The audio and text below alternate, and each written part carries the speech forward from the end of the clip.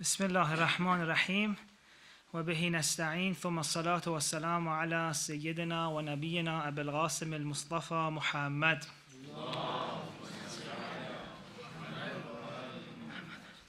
وعلى آله الطيبين الطاهرين. Dear sisters and brothers, Assalamu alaikum. It's an honor for me to be among you in this community. And it also feels so cool to have an introduction coming from the back. Especially when I was sitting there, I didn't know where the voice is coming from. It was so mysterious. This is just one of the things I love about this center. Another thing was the poster. I mentioned it to the person who contacted me. I really liked the poster. I don't know who was in charge of that. There were so many things they had considered. Because that's one of the things I really look at. The past couple of weeks, there's been so many events in London, different parts of the UK, and I've been really looking at the posters, like what does the person who is designing that have in mind? What is their mentality? And this one was really nice, so another thank you for that. Third thank you is for the recitation of the Quran, both the person who recited the translation and the verses. Thank you so much. Can we have a salawat for them, please?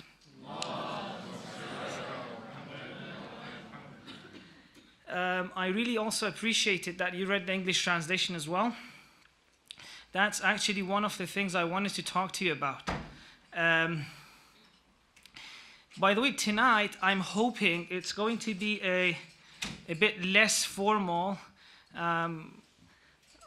It's just some things I want to share with you. So I thought, at least from my side, there's going to be a lot of closeness, honesty, and I hope it comes through. It's more of a discussion that I hope we'll have tonight. There's certain things on my mind which are bothering me. I thought I would share them with you, and I can't wait to hear what you have to say about them. I'll start with one recent thing that happened. So we went to this event, huge event. 300, 400 students had showed up. It was almost a good speech. I wasn't the speaker, otherwise it would have been amazing. No, I'm just kidding. It would have been terrible if it was me. No, the speech was really good, but what really stayed with me was they recited Quran before the speech. And I was paying attention to how is everyone interacting with these verses that are being recited. It seemed to me like maybe out of 300 or 400 people who were there, maybe 10 or 15 were listening. And those 10 or 15, I'm not even sure if they knew Arabic or not, because it was just being recited in Arabic. There was huge, projected on a huge screen. So the Arabic verses were up there, but still no English translation.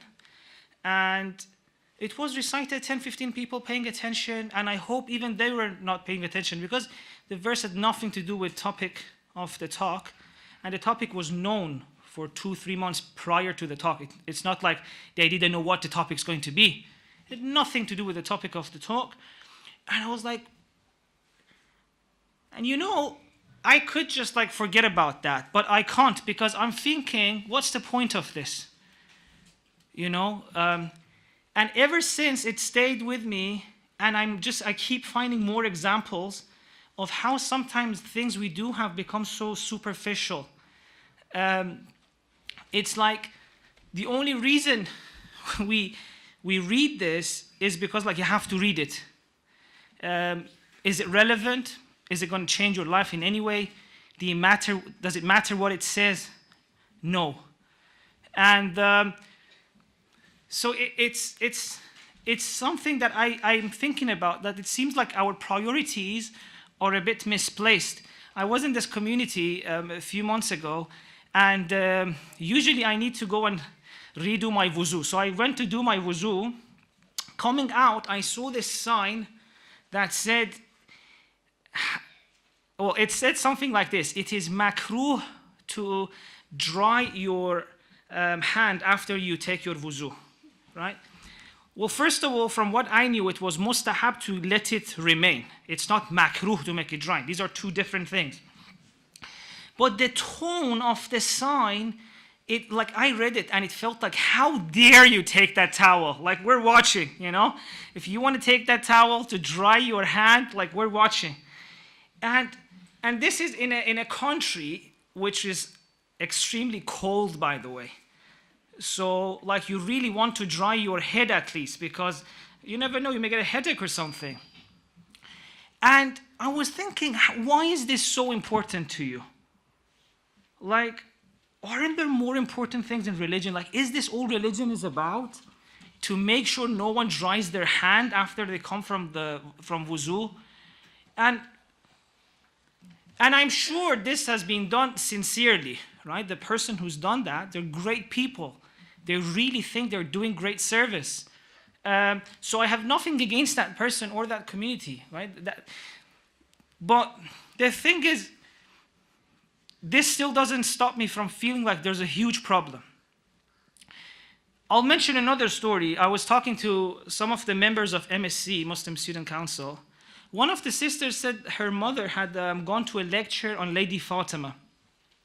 Well, of course, everyone's excited in these nights to go to an event, benefit, learn something. That's why we're here tonight, right? So she said her mother goes to this event and they're really excited to learn something. And the lesson is this: Lady Fatimah, the topic was this: Lady Fatimah, a role model, something like that, along these lines. So her mother goes to this talk, and the speaker for an hour talks about how amazing Lady Fatimah is, right? The daughter of the Prophet. That's what Imam Ali has said about Lady Fatimah. That's what God had said about Lady Fatimah. This is what the Imams have said about Lady Fatimah. So for a complete 1 hour, speaker keeps talking about how amazing Lady Fatimah is. And now everyone's excited to know, okay, perfect. God loves Lady Fatimah, Prophet loved Lady Fatimah, Imam Ali loved Lady Fatimah, the Imams loved Lady Fatimah. Now, how is she a role model? Like, what should I do? Like, that's it. Lecture over. Right? And I thought, okay, is it just that one talk, or is this like a common theme? And it's occurring to me that it's in many places. We keep coming to different talks saying, yes, these people are amazing. They should be our role models. That's it. Goodbye. We go. Okay, how is she a role model exactly? All right? In what way is she going to change my life? So coming to give this talk, I had so many dilemmas. I was like, was it even a good thing to accept? Because one of the problems I have is that I can't do something unless I'm 100% sure it's useful. Because you are all busy people. You've taken out of your time to come here. I don't want to waste your time. Also, I don't want to waste my time because I'm busy as well, right? So I kept thinking, what can I do? What should I speak about that would be useful? So I started watching some of the talks which are going on. I was like, okay, let's see what others are doing. And alhamdulillah, there were so many great talks out there which I benefited a lot from. But there were also some in which, if I want to be honest with you, when it's not like it's being recorded, I felt that there are so many things being said which are not accurate. And this is different levels, right? There are so many things we have in our books which we are sure about. Perfect. There are some things in our books which the source may be doubted by some people, so there's some debate about them. Some believe in them, some don't. So this is the second level. The third level is we've got some things in our books, but everyone agrees this is not authentic. So 3 levels. And I saw that some people easily speak about things which all our scholars say, at least the respected scholars say, these are not authentic. But it keeps being repeated every year. Just last night I was watching this talk in UK. I could not believe this. So the person started speaking about all of these things, some of them true, some of them absolutely not authentic. Like, I know it's in what book and why that book is not authentic, but he still mentioned it. But what was interesting was that afterwards he said something, I was like, this is not even in the books. Like, is that an on-spot creation? What are you doing? Like, this thing because it's the heat of the moment, people like emotional things, like, this is what happened, and this also happened. And I was like, honestly, this is not even in the books. Not even the books which are not authentic. Like, you own copyright of this. This is yours. And it's sad that this keeps happening even now, after all these years in UK. And what's even more sad or sadder is that I can't say what these are. Because I'm sure if I start talking about this, I'll get so much negativity coming my way. Right?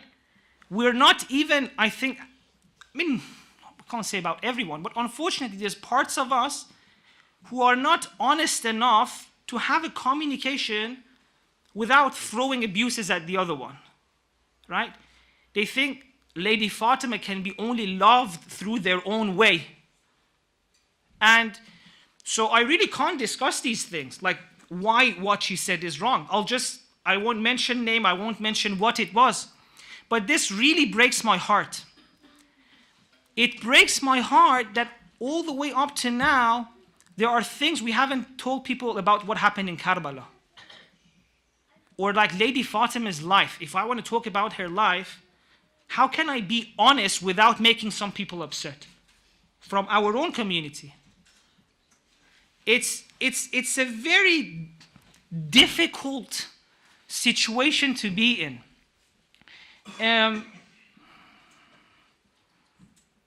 we have a salawat, by the way? Allahumma salli ala.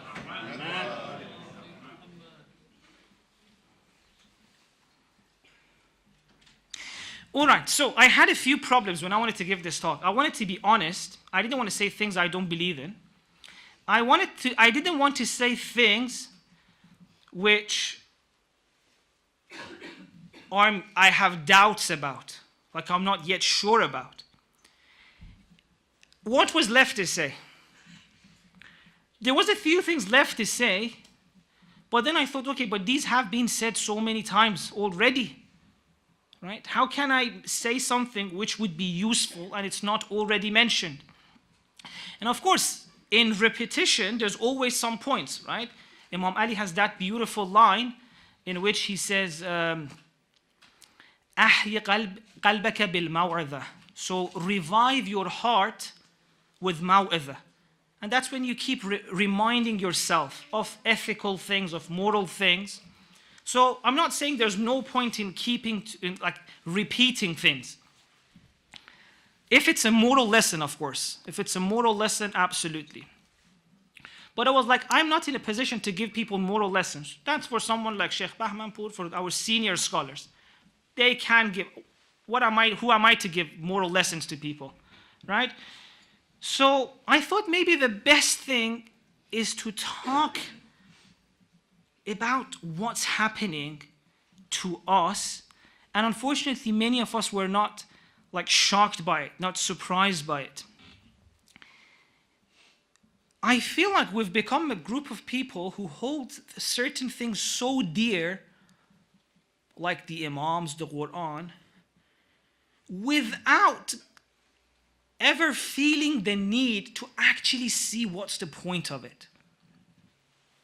So sometimes I ask my students in the class or in a lecture, okay, this Quran you're saying it's so special. How is it changing your life? Why is it so special? Right? You're holding it so dear. Sometimes I highlight a verse in my Quran because it's so special to me. I highlight it so later on people come to me and say, don't highlight the Quran, it's rude. I'm like, okay, you've got so much love for this book, you don't even allow me to highlight the verses. But why is it that you haven't read it once? Why is it that even when you read it, you do it for sawab, not to see what's in it? I feel like there's a kind of, by the way, let me know when I'm talking too much. When did we start? It was 9:10, right? So it's good to have this here. I've spoken 17 golden minutes. I promise I'll finish very soon because I want more time for discussion.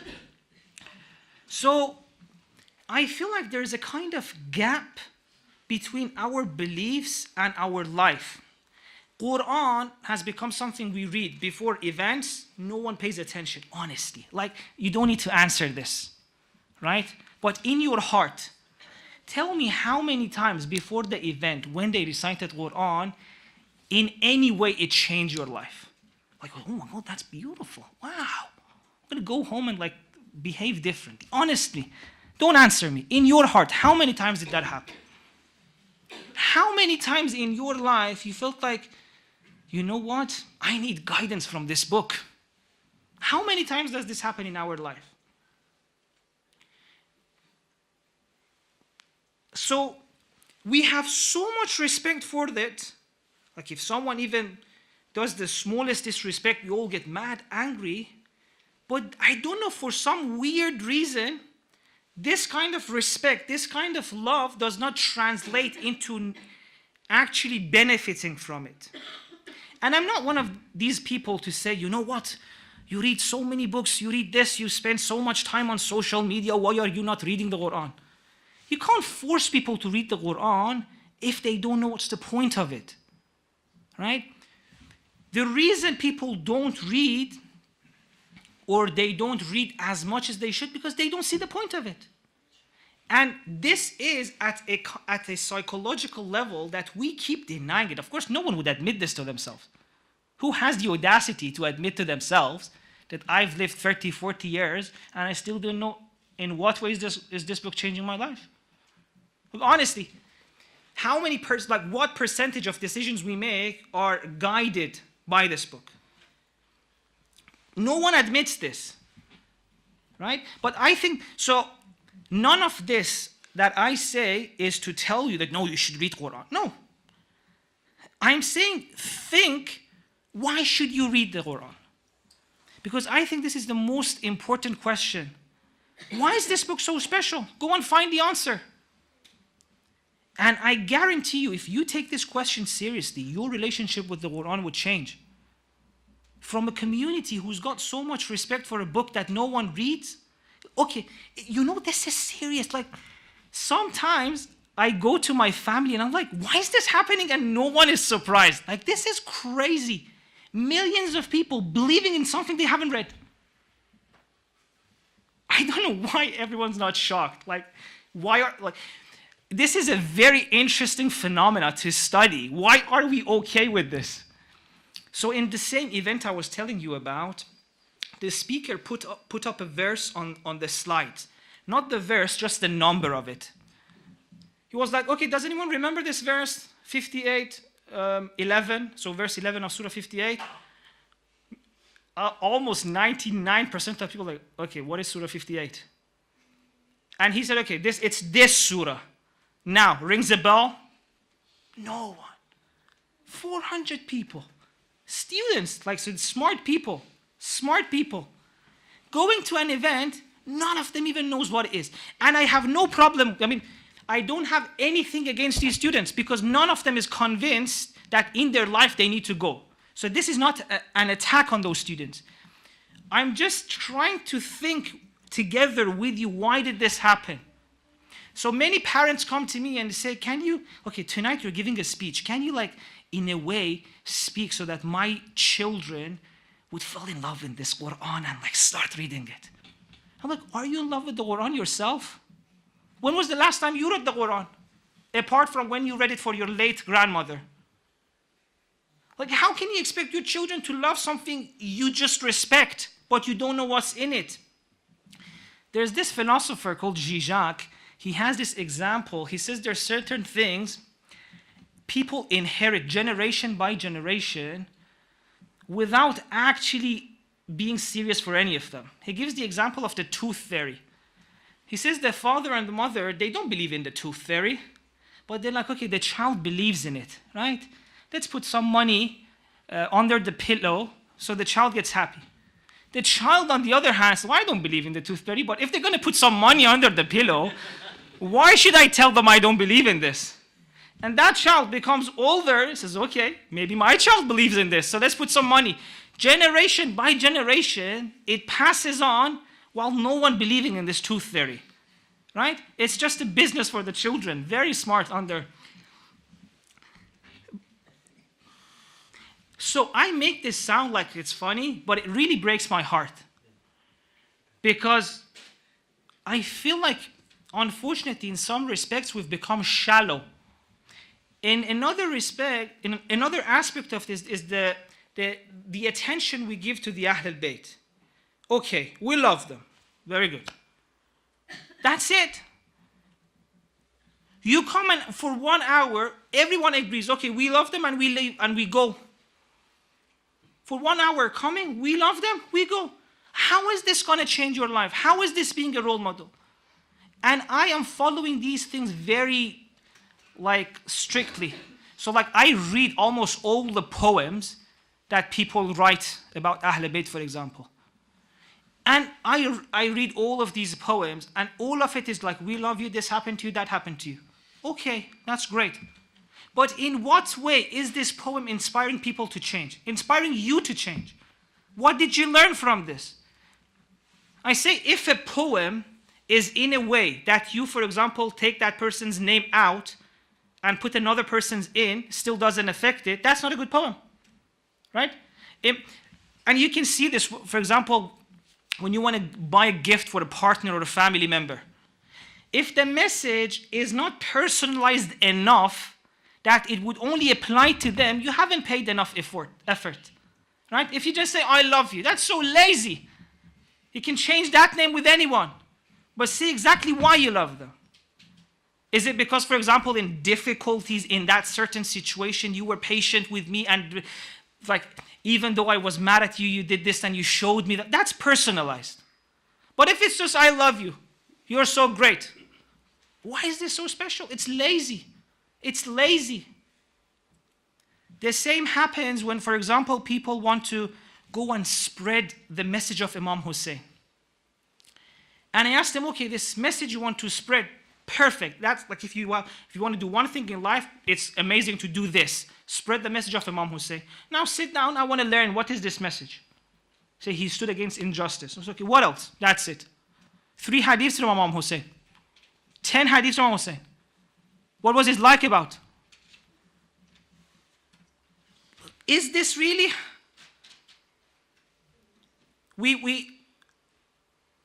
How can we say we want to spread the message of someone we don't even know 10 of their hadiths? Okay. It's been ranting so far. Please recite salawat and let's change this a bit.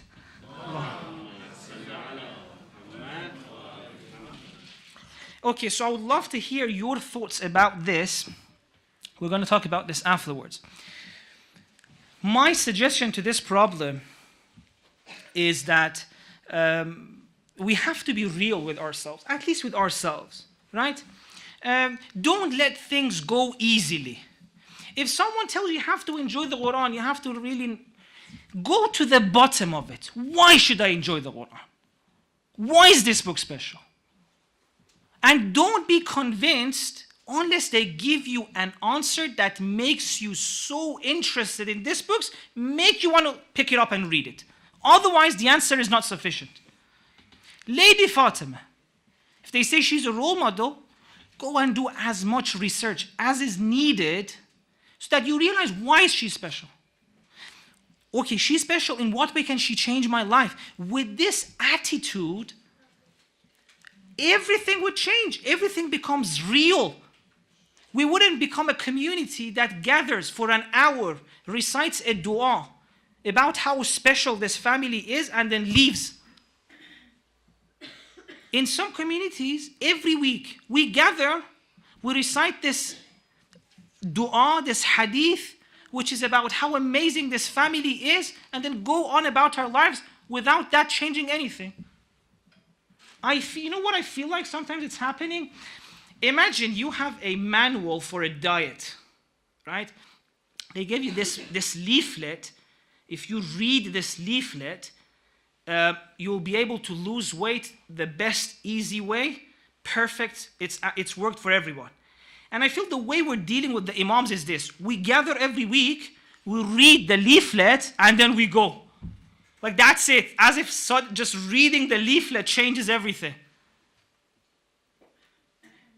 It's exactly like that. To come, read a hadith that says, whatever gathering in which our name is mentioned, in which you're inspired by us, in that makes you want to live your life the way we lived it. So if you read this dua, but then go on living your life, what's the point of it? It's just reading a manual or a leaflet for weight loss, but not paying attention to it. Okay, next week, let's go, we'll read it again. Let's have this pizza for now, but we'll go read the leaflet again. So I think the best way is to be honest, at least with yourself. At least with yourself.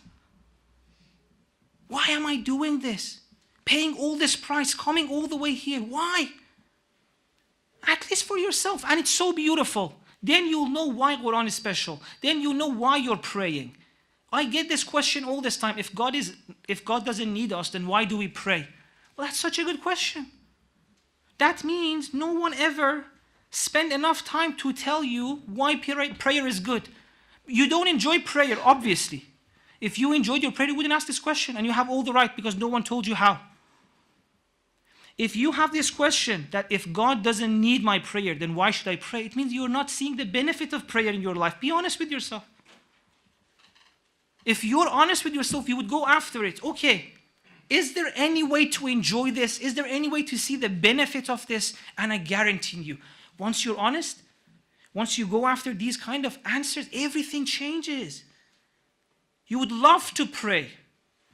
Right? And again, I'm not making promises. Go and see if it happens or not. If it didn't happen but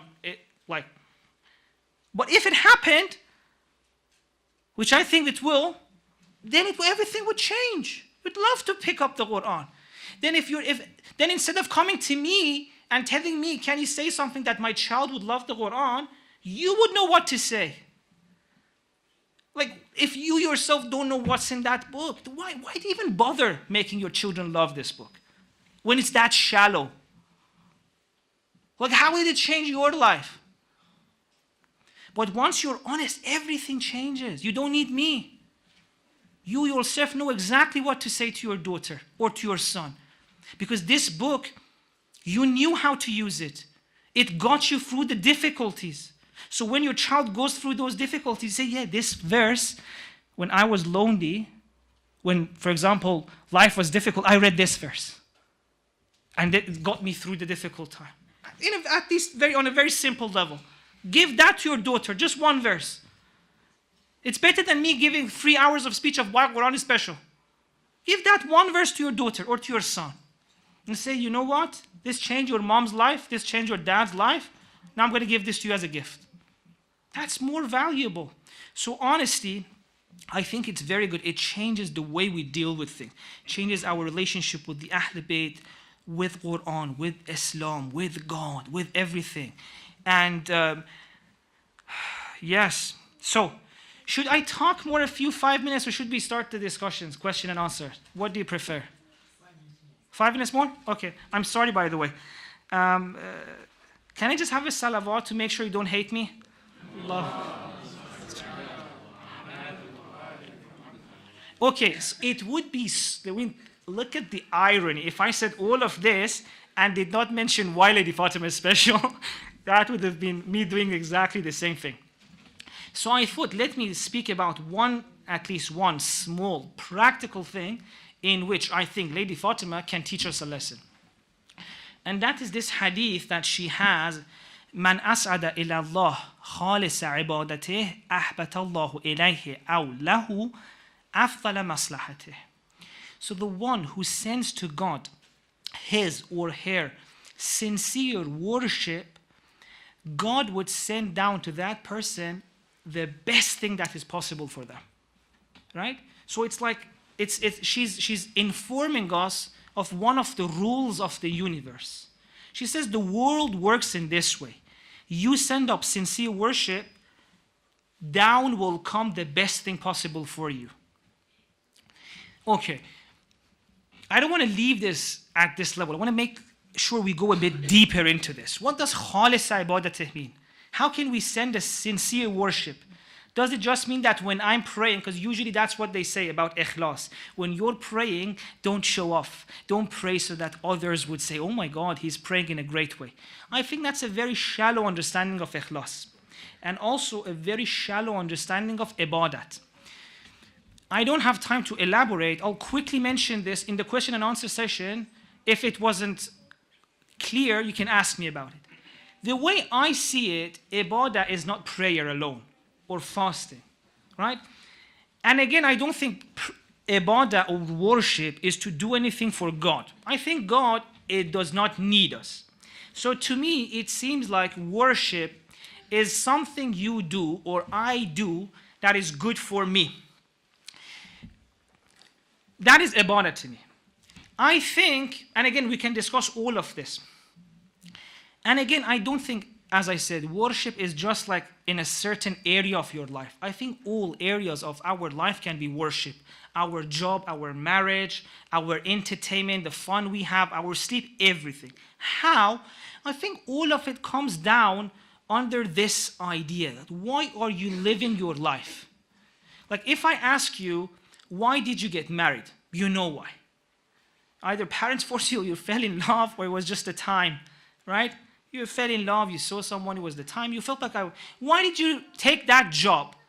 Well, I wanted to make a change in that way. Why did you come tonight? Well, there was dinner. So for each part of our life, we know why we're doing that. But if someone asks you, why do you live your whole life? What's that about? This is a very good question, by the way. Not just one chapter, right? All the different chapters. Because our marriage, our love life, our entertainment, our family, grandfathers, job, work, occupation, all of these are different themes of our life. But when all of these chapters come together, when all of these themes come together, what's the overarching story? What's the overall narration? What's the meta-narration?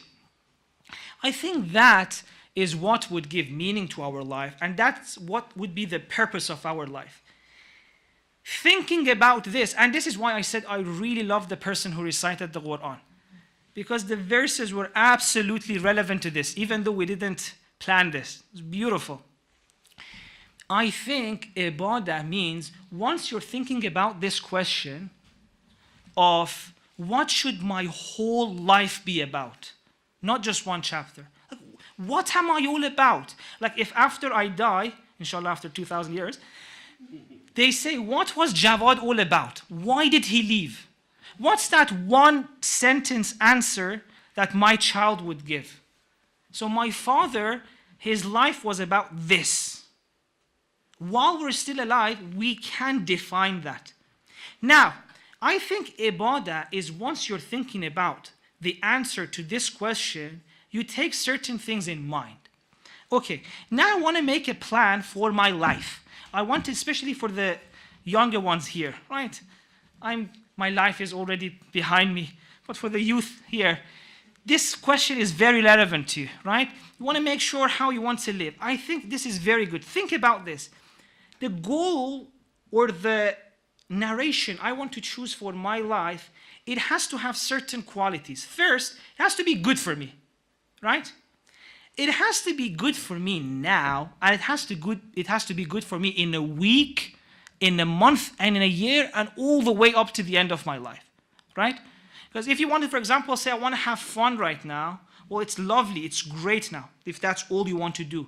But in 10 years, when all of our friends got jobs, right, then the goal is not good for us anymore. So the goal we're choosing has to be something that's good for us now, good for us in a year, good for us in 10 years, good for us in 20, 30, 40 years. It also has to be good for people around us. I can't say I want to have a goal that only suits me, serves me. It has to be good for me, it has to be good for my mother, good for my wife, good for my children, good for my neighbors, good for my community. So in case of time, so it has to be good for me now, good for me later, good for me all the way till the end of my life, good for people around me, good for the community I'm in, right? Good for the country I'm in, good for the world I'm in. There are many people oppressed. So isn't it better that the goal I choose, which is good for me, would be good for me in a way that is also good for other people, if I can find such a goal? That I can serve what I want and at the same time help people in other parts of the world. So when you want to think about all of this, this is what I call ibadah. Is when you try to orient your life towards the highest ideal, right? It's not like you're doing something to serve someone who, if you don't serve, will punish you. It's to make sure that you can make the most out of this life that you have. You can get out as much as you can out of this life that you've been given. Things that would be good for you, for your family, for people around you. This is what I call worship. When you take your life seriously. Now let's go back to the hadith of Lady Fatimah, because I'm almost out of time. She says, Man akhlasa lillahi, man as'ada ilallahi khalisa ibadatih. So sincerity is here. The one who sends towards God the most sincere of his or her worship. What does it mean in the context that we were talking about? It means at the moment when you're making this decision about your life, and all the moments after that in which you're trying to imply that vision, never lose focus of the highest ideal. So if when you were making a plan, you said, I want to live my life in a way that's best for everyone. And then you see right now that you're changing that goal in order to achieve a benefit or something immediate. Now you're being insincere towards your highest goal. Right? You're trying to achieve something. Like, okay, I really want to help people in other parts of the world, but you know what? It would be amazing if I could just not care about that right now and do something. Right? When you try to be expedient. For example, coming to give this talk. Why did I come to give this talk? Why did you come to attend? Did I come here to get something out of it? Or did I come here because I thought this is in line with the goal I have for life? If I thought this is in line with the goal for my life, that's sincerity. If I came here to gain something out of it, and I forgot about my highest goal, that means I wasn't sincere. It's not a bad thing, but I wasn't sincere. For example, I came here to become famous. I came here to, some of you may say, oh, nice sheikh, right? Anything. Or even if I just came here to I had certain things to say, I wanted to share them. All of these are less than the highest goal I have in life, right? In a way, Lady Fatima is saying, I guarantee you, even at times when you think forgetting about that higher goal and trying to achieve something right now is better for you, I guarantee you, go with that higher goal you have, the best thing would happen. So I thought, for example, if I come here to give a speech and I would get famous and all of that or something, she says, forget about that. Do it if only is in line with your highest goal, a greater good will come out of it. And I've seen this. Sometimes I go to give a lecture without expecting anything, and things come out of it which I never expected. I meet suddenly someone, it changes my life. Or I meet someone, they mention a point, I learn something which changes my life forever. Now, if I just gone to that lecture to gain something, I would have lost all of that. So her lesson is this. In life, when you're between two situations, the highest goal you have in life and a sudden gain, you feel like, okay, if I just let go a bit of my standards in order to gain something, she says, you know what? Stick to your standard, something better would come out of it. The reason you can't see this right now, it's because you're short-sighted. You can only see the gains which are in front of you. But step into the unknown, trusting God, goods would come into your life which you wouldn't even expect. So yeah, that was one way in which, I hope practical way in which we can learn from Lady Fatima. Yeah, let's recite salawat. Allah salli ala Muhammad wa ala Muhammad wa ajil farajahu. Wow, 50 minutes? Okay, I'm done. If we have questions, it would be, is now the time for question and answer? Can you say from the behind, like, no, it's time for, it would be so cool. No, he's not paying attention. Oh, he's it. Thank you very much, Sheikh. Much appreciated. We've inshallah got some time for some question and answers. Do we have any questions? It would be so awkward if no one had questions. But it's fine, because it's all about honesty. Yes, honesty.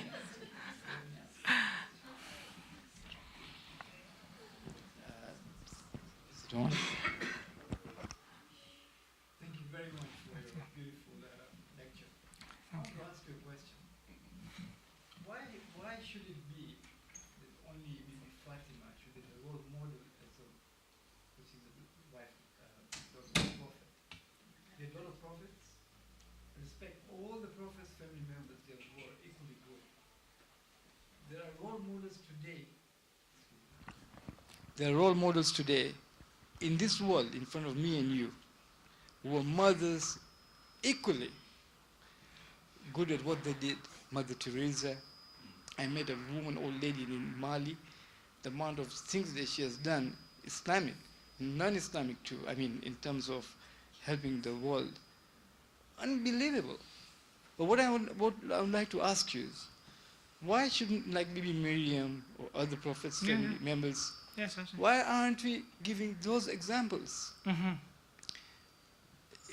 It sounds very, very pro-Islamic to choose only because she was the daughter of the Prophet. Yes. Of course, I respect and respect fully for wonderful work she did at that time, Yes. in those times of the life and world. But today is different. But it should be related, that we should take examples from all the Prophet's family members and their wives, or daughters, or whatever it may be. So I think I find it a bit like a propaganda involved in these things. Yes, okay. Just a quick point on the Quran. I just want to ask you something.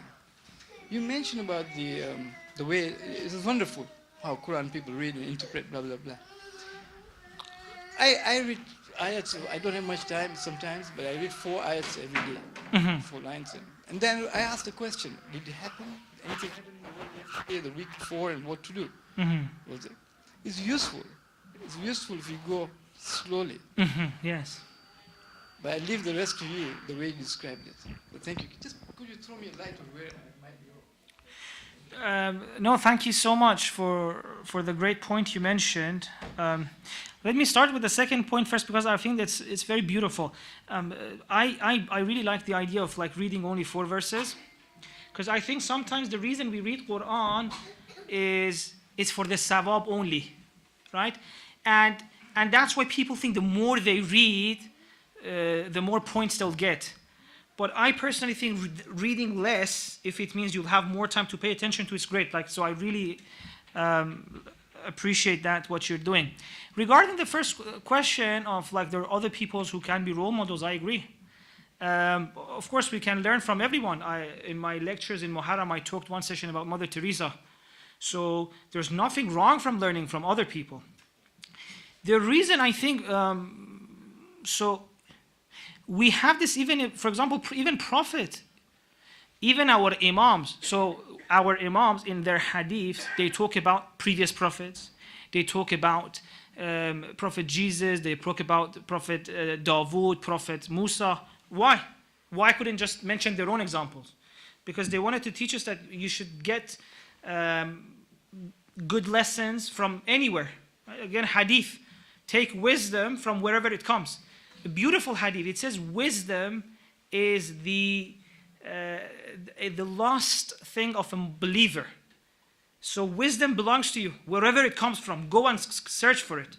So no, we shouldn't be like that. Anywhere that the good lesson, wisdom comes from, of course, we'll take it.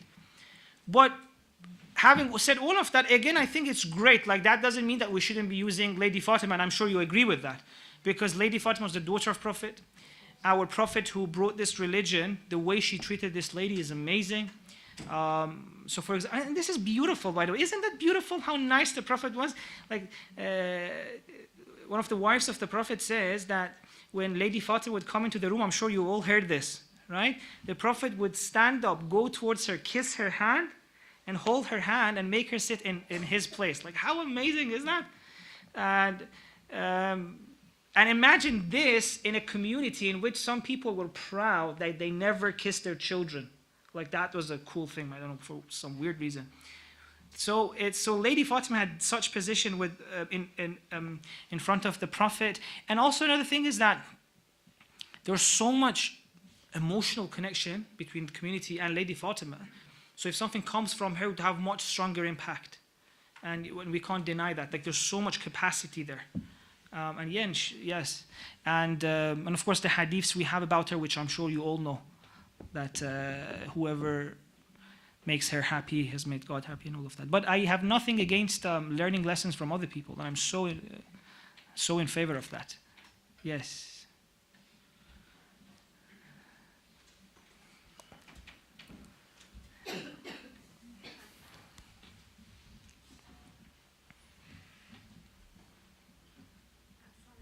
Wa alaikum salam. Your talk. The question, actually I have two questions for you. The first question that I wanted to ask in relation to what you were speaking about, how like often you'll go to a lecture and you don't necessarily get anything out of it. You leave and you feel like you didn't really learn anything new. And the fact that like a lot of people sort of just when they're giving their lectures, kind of just try and go with the emotion, don't give people true narrative events. I guess the question related to that I have is, what do you think is happening within the scholarly circles in order to try and change that? Because I guess one of the things which I've sort of struggled with growing up is I don't feel like there's enough change in terms of understanding lessons from people like Bibi Fatima to try and help youth to apply that to their lives in the way that you're saying. I don't feel like we're extracting the right lessons so that it can be applicable to how life is today. And then when you question that and you try and understand that better, you sort of get pushed down in the sense of told, no, this is the way it's supposed to be. And then there's like a mix of what is culture versus what is Islam. And from the snippets that you hear, you feel like, well, there must be a more enlightened way about this, but it's almost like there's a fear to talk about any of that in a public forum because there'll be a backlash against that. And I don't know how you tackle that and whether people are trying to tackle that. And I guess that was the first question. And the second question that I have in relation to what you were speaking about with regards to aiming for, like, making sure that you're paying attention to the goal that you have in life and using that as sort of your motivation for the other things that you do. Yes. And I guess the question that I have with regards to that is, to what extent do you think we're supposed to have goals for this life versus is our ultimate goal just supposed to be, you know, to gain closeness to Allah, to like do what we're supposed to do in this life so that we can go to heaven in the afterlife? Like, I don't know how we break those goals down. Okay, thank you so much. Amazing questions. And also amazing points. Thank you so much. So with regards to the first one, by the way, I'm sorry if I'm not paying attention to this side. I apologize. I will try to. An owl would be great for giving a lecture, by the way. Do you agree? Could turn their necks around. Silly joke, I'm sorry. So with regards to the first question, I agree that sometimes it's the scholar is giving that kind of narrative, which is based on emotion, sometimes based on wrong information created on the spot. Just a few weeks ago, I saw this clip being shared on Facebook, the person saying, a hadith from Imam Ali, that whoever listens to music is like slapping Imam Ali on the face, na'uzubillah. And I'm like, where did you make this up for? Like, and it was being shared by everyone, right? So the problem is this: yes, that scholar made a mistake. And of course, there's pure intention, right? They feel like they should stop people from listening to music, and they see that it may even be in some unauthentic book. But there's so many things wrong with saying that. He says it, okay. The problem I have is that the community buys this. This was being liked, shared on Facebook, people tagging their children. And I was like, why are you guys doing this? Do you know what you're doing? You're telling your children that whenever they're listening to music, they're being an enemy of Imam Ali. Is this what you want to tell your children? Well, yeah, maybe he's making a mistake. Well, first of all, not all music is wrong. But even if parts of it is, well, maybe your child is making a mistake. Why are you making that mistake into enmity with Imam Ali? Like, on so many levels, this is wrong. But the community buys this, loves it, shares it. I mention a point, they tell me that this is real, all of this is real. So I was invited to an event, they said, you know, we love your talks, right? We love your talks. Can you just not speak like that? Come and speak like everyone else. So it's not just the scholar, the community sometimes. Okay. Just what I said right now, this problem that you and I, we feel like we understand it. How many other people in community do you feel like they're feeling that way? No. They leave that session completely satisfied. That's it, 90%. They go to an event like that. If otherwise, why would it be so popular? Why would it be everywhere? Right? People love it. So it's not just the scholar, people love it, and I think actually they want it even more. So go and then play with my emotions, make me cry. Even if you don't say anything that changes my life, who cares? I cried. Like, I remember I was a young person myself too, right? We would go to these events, and the speaker was giving a talk. People would sit down under the pulpit. I'm like, when is this? Like, they would even swear sometimes, or like be very rude. When is this going to stop talking? We want to do the next thing. Well, of course, that person is there for emotion. So it's not just the scholar, even the community. There's not that much acceptance of what I'm trying to say or what you're trying to say. But the thing is, it starts with individual.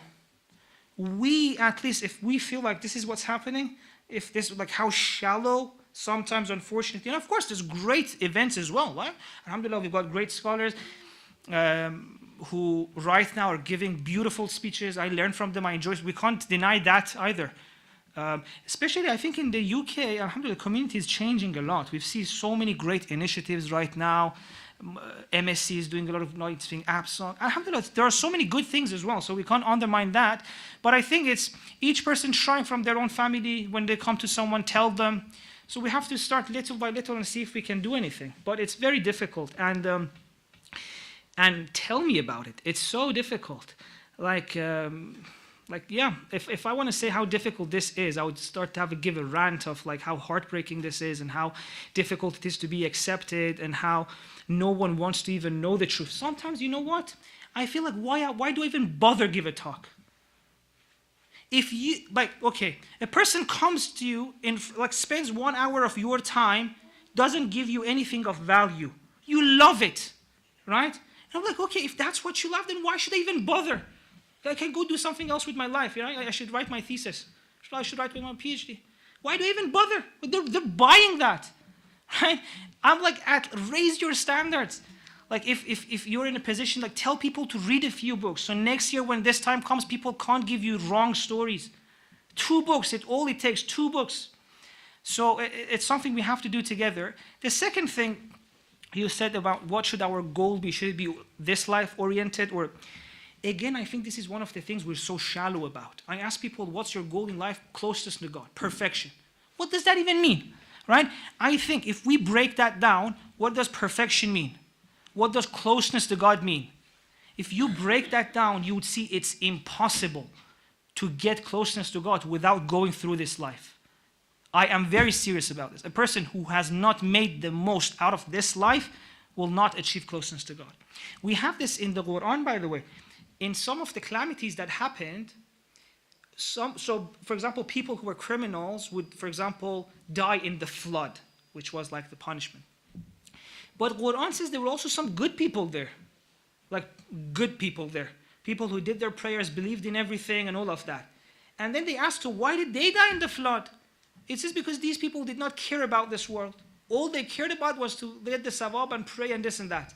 It's impossible, in my understanding, to get close to God without making the most out of this world. It's impossible. You cannot not care about this world and then get close to God. And I think the best way to, so the way they've sold it to us, it's as if there's this world and there's that world. So forget about this, stick to that. Get closeness to God, perfection. Okay, sit down with yourself and think, what does perfection even mean? What does closeness to God even mean?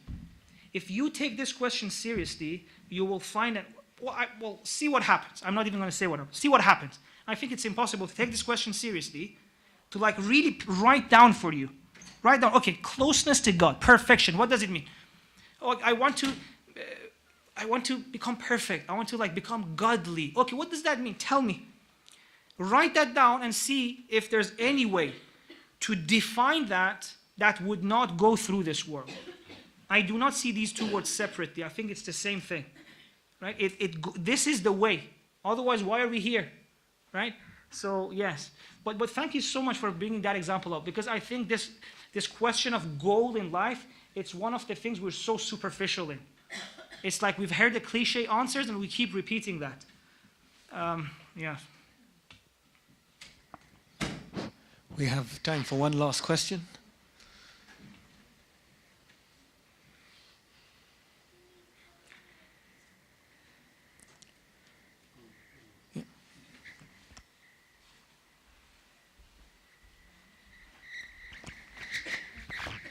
So thank you for bringing up this thing about the Quran. Yeah.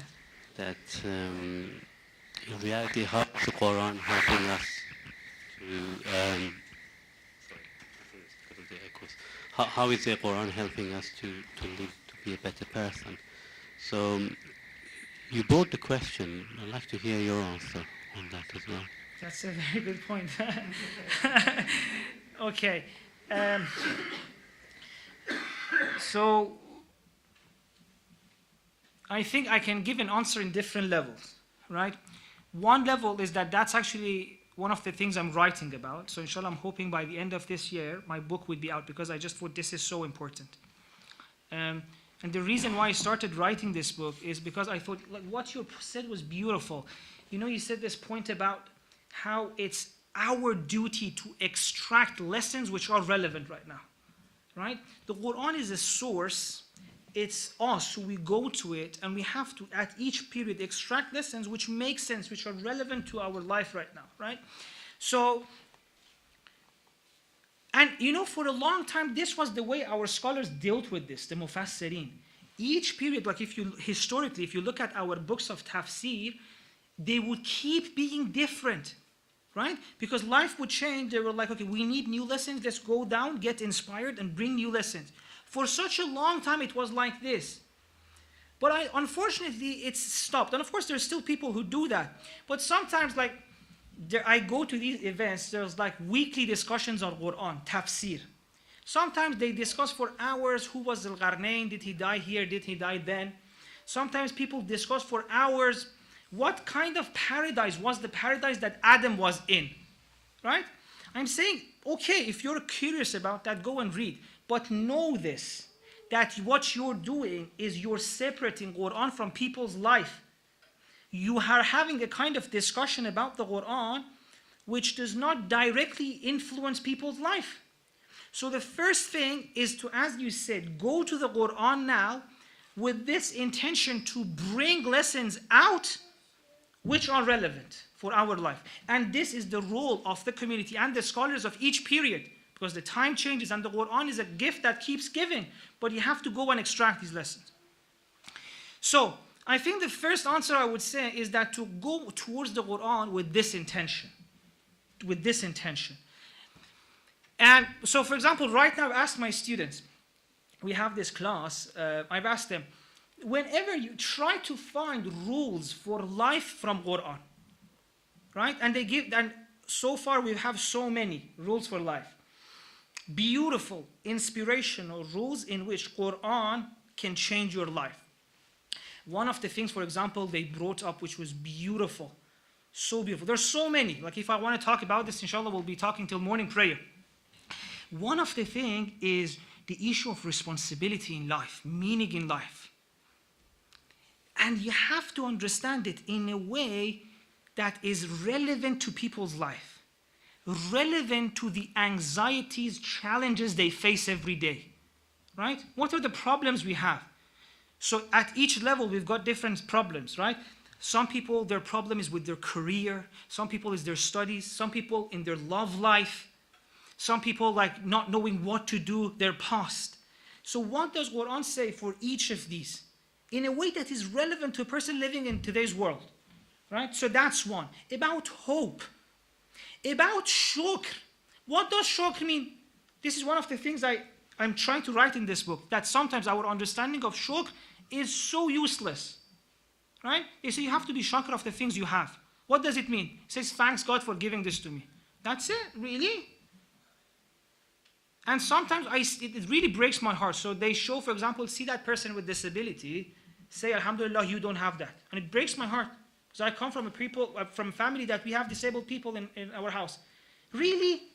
Do we have a God who wants us that when we see a disabled person to say that, Alhamdulillah, I don't have it? Really? Is this shukr? To look at problems people have and say, I'm happy I don't have that? Is this it? I say no. See, let's go to the Quran and see what does shukr actually mean. I think shukr, so I'll just give one example that this would be in the book. I think shukr means practical appreciation of things you've been given. It's a responsibility. It has nothing to do with saying thank you to God. It's a practical thing you have to do. For example, you've got family members, like you're coming from a different country. You've got family members who have less privilege that you have. Like you're, for example, in a situation that you can work, you can have a career that you'd like. Shukr is to not let go of any moment that you can make something out of your life, so that you can even help them. It's not that, oh, thank you, I've got privilege, they don't. It's that now that you have this opportunity, shukr means make the most out of it and help those who don't have. In no way it's like, I'm so happy I don't know. It's a responsibility you have towards people who don't have the privilege you have. Now, how different is that? So, for example, I see many people from my year, like my age. In this society they were born, in this society they raised, and their families were well off, so they did not to work a second job. They had all the time in high school to study, and then in uni, all the time to make something out of themselves. But all they did was have fun, because they didn't know. No one told them. They just told them that shukr is to say thank you to God. But if someone had told them that, you know what, your life matters. These years that you have right now in your teenager or your 20s, that you can do something with it, you know you're responsible. It's a responsibility you have towards all the people who don't have this privilege you have right now. Wake up in the morning with energy, make something out of your life, instead of wasting it on sofa playing Xbox. Right? And of course, there's time for that too. I'm not saying that. But shukr to me is this, that if you have something in life, make the most out of it so you can help those who don't have. Now, how different is this? How different is this to understanding of most people about shukr? Shukr, and it's very difficult to achieve. It's very difficult to achieve this level of shukr, right? And the problem is this, if you tell people to shukr is just to say Alhamdulillah, they think that's it, I've achieved it. No! At least be honest with yourself. Right now, I'm honest with myself. I know I'm not a shakir person. Why? Because I can make so much more out of my life. There are so many people my age in my country with degrees from the best universities in Iran who can't find a job. And I was in a position to do something with my life. Maybe start a business, hire them, help them find a job, right? And I see there's so many hours in my life that I waste. All of us were like that. Right?